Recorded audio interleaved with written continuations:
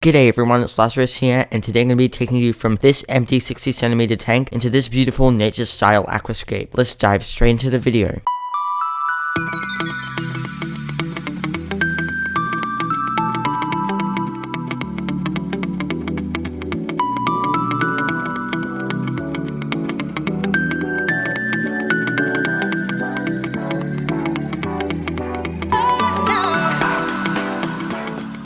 Right, so first we're going to need to have some nutrients in our substrate, which is super important for all the plants we're going to be putting in here. So what we're doing here is getting a bucket, tipping some aqua soil in here. We're going to be laying aqua soil under the sand basically, and the aqua soil will break down over time and act as nutrients for the plants, and they'll really benefit from that. So, right, most of the mesh bags you're going to find on the market are going to have quite large mesh for small aqua soil like I'm using. So a little trick I'm using when we're actually adding the aqua soil to the bags is by getting it all wet, then therefore all the little balls stick together, then they won't escape the mesh, and that way you can at least like get it in the mesh bag, get it into the tank, and yeah, the roots will get to that and they'll get all that nutrients. Now we're just going to place it in the aquarium. You don't have to cover all the areas at the bottom of the tank, only just like the main areas, because the roots will find their way to wherever it is. It doesn't have to be like directly under them, because the roots will basically like cover the whole tank. So, but yeah, you don't want too much aqua soil, otherwise it can cause algae and other problems. Now we're gonna add some root tabs to all the open areas, which is a form of nutrients which the plants will benefit from, of course.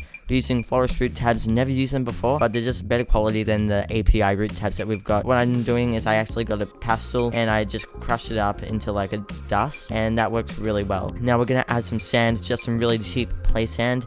You can buy it from Bunnings. If you live here in Australia, you know what I'm talking about. Just your local hardware store, Home Depot, that sort of thing. Just a really nice sand. It's a bit coarse. You don't want too fine, otherwise it'll drown the roots basically. The plants don't like it. And now we're going to add the Hardscape now, which is the really fun bit. So we're just adding some spiderwood here. It's also a mix of gold vine too we're using, so it's just the commonly available pieces of driftwood you can find in Australia at least. I could have gone online and found some better pieces. We found a really nice composition here.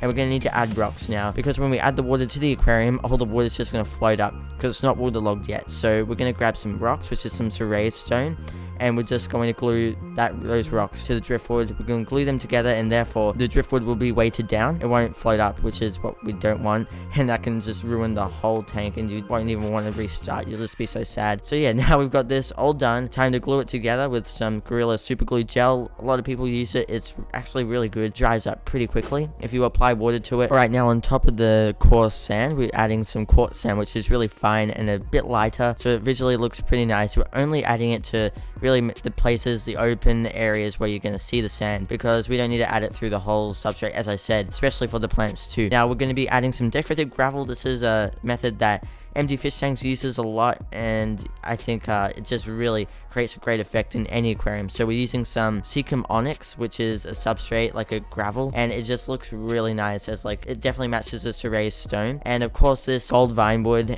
or the spider wood is going to darken in color over time. Give it a month or so, and once it's like submerged in water for about a month, then it's going to darken to this really nice brown color. So yeah, you won't see that really light wood color later on. But yeah, this we've basically just arranged it, really just chuck in the gravel and let it fall off driftwood and rocks and that sort of thing, all the hardscape, and it just works really well. Alright, the substrate and hardscape all done. Let's move into the planting, which is, in my opinion, the best part of setting up a new aquarium. So yeah, we're adding some bulbitis, a nice healthy clump, and we're just adding that as a focal point. Now, some of the rhizomes that I'm adding right now, some of the ferns, I bought these from ScapeShop.com.au, which is a online Australian plant store, which sells like really nice plants, and they rhizomes like Java ferns and Nubius and all that sort of thing. They come in nice like large amounts, which is really good, and they're also all very healthy. So I do recommend checking them out. I'll leave a link to their website in the description below. No sponsor, no anything. I pay for everything in this tank, so yeah, it's all just like starting from scratch, and I'm paying for everything I'm adding. So yeah, we're adding some Java ferns throughout the tank. This is needle leaf Java fern.